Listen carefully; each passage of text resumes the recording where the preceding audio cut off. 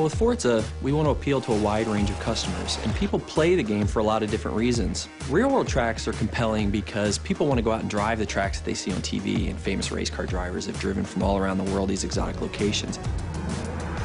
Hockenheim in particular was a great opportunity for us to get a track in Germany and have some balance across Europe. Hockenheim's a great track. It's been in DTM, it's been in lots of great sports car racing as well as other types of racing around the world. It's a really old track.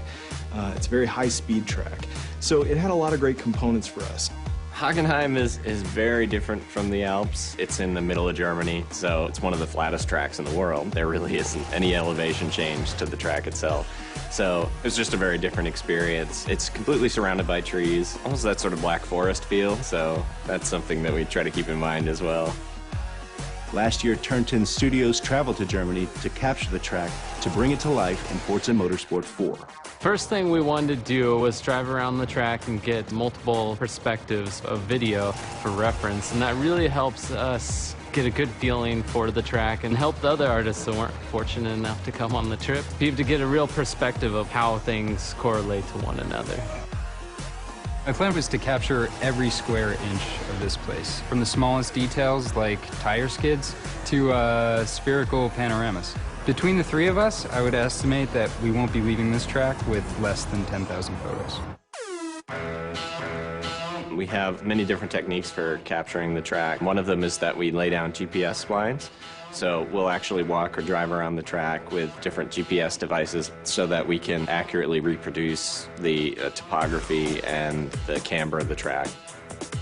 There's a guy that wears this military-grade GPS harness with his little antenna. It's sub-centimeter accurate on the horizontal and it's sub-foot accurate on the vertical, and he walks the edges of the tracks. The poor guy that has this has to walk the inner and outer loops of this circuit and then get the outer barrier so that we get the exact information of where the ribbon goes, where the curbing is, where the walls are, all the structures. Everything is inch perfect where this stuff exists, all the camber angles in the corners. Generally, the process for creating a track tends to be the same for all tracks. There'll be slight differences between real-world and fictional tracks, but the first thing we say is, what is the feel for this track? What are we trying to impart to the player? When it comes to real-world tracks, we want to make them as accurate as possible. Hockenheim in particular, that comes down to the Mercedes grandstand. There's a grandstand there that's shaped like a giant C, and it dominates the entire track. It's almost like a monument to the area itself, so we put a lot of detail into it. When you do look at it, it just has this sense of presence.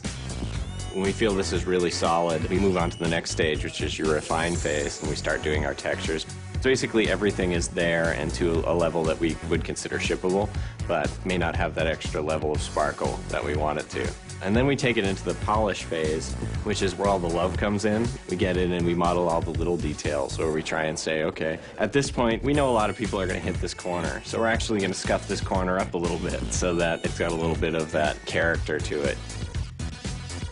For the ultimate test, we'll bring in pro race drivers, guys like Gunnar Jeanette, who've actually raced on a lot of these tracks, to give us this feedback. Because it can be inch perfect, but he can be like, you know, I use this brake marker, this rubber strip, right before the curbing on this, and then I turn, and this seems like it's happening just a little bit late, or this bump isn't quite bad enough. This upsets my car when I go in over here.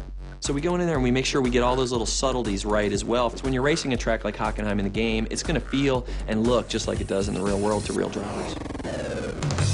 We've measured, we've filmed, and we've photographed. It's time to take all of that source material and bring it to life. Here it is in all its glory in Forza Motorsport 4. It's Hockenheim.